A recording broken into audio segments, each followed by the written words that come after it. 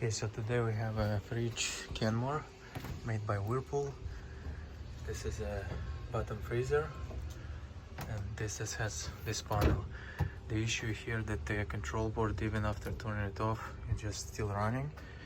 The compressor and it's just overcooling and not defrosting properly because the compressor was running non-stop.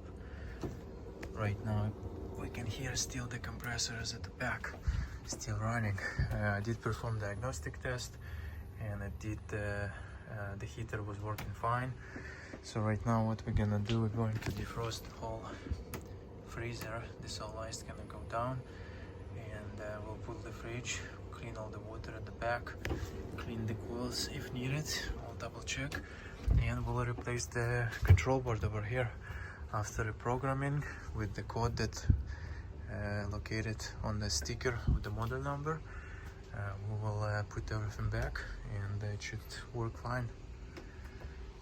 Yeah, and it's Kenmore.